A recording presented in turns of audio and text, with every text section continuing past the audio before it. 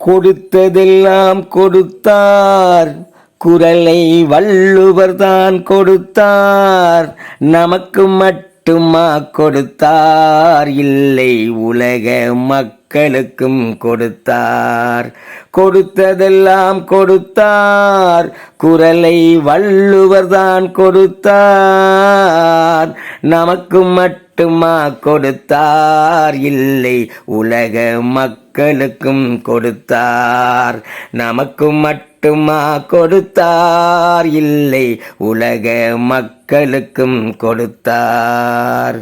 குரலை தமிழ் மொழியில் எழுதினாலும் எம்மொழியினரும் அதை ஏற்றுக்கொண்டு, குரலை தமிழ் மொழியில் எழுதினாலும் எம்மொழியினரும் அதை ஏற்றுக்கொண்டு, குரலை அனைவருமே கற்றிடத்தான் தமிழ் என்ற சொல்லை அதில் கொடுக்கவில்லை.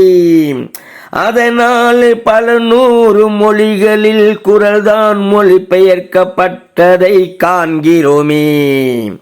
கொடுத்ததெல்லாம் கொடுத்தார், குரலை வள்ளுவர் தான் கொடுத்தார். நமக்கு மட்டுமா கொடுத்தார், இல்லை உலக மக்களுக்கும் கொடுத்தார். குரலில் எல்லாம் இருக்கிறதே, அதில் இல்லை என்று எதுவும் இல்லை. குரலில் எல்லாம் இருக்கிறதே, அதில் இல்லை என்று எதுவும் இல்லை. அளவில்லாத பொருள் அதிலே நிறைந்து தானே இருக்கிறதே. அதை அனைவரும் படித்து அறிவைத்தான் வளர்த்து அதன் நன்மையை எல்லாரும் அடைந்திடணும். கொடுத்ததெல்லாம் கொடுத்தார், குரலை வள்ளுவர் தான் கொடுத்தார். நமக்கு மட்டுமா கொடுத்தார், இல்லை உலக மக்களுக்கும் கொடுத்தார். திருக்குறளை தினம் படிக்கணுமே, அதை மனதில் தான் பதிக்கணுமே. திருக்குறளை தினம் படிக்கணுமே, அதை மனதில் தான் பதிக்கணுமே. அந்த குரல் வழிதான் நடக்கணுமே, வாழ்வில் நன்மை எல்லாம் அடையணுமே. உலகெங்கும் எத்தனை நூல்கள் தான் இருந்தும் திருக்குறளுக்கிணைதான் எங்கும் இல்லை.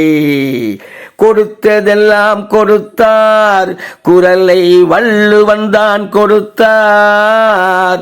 நமக்கு மட்டுமா கொடுத்தார், இல்லை உலக மக்களுக்கும் கொடுத்தார்.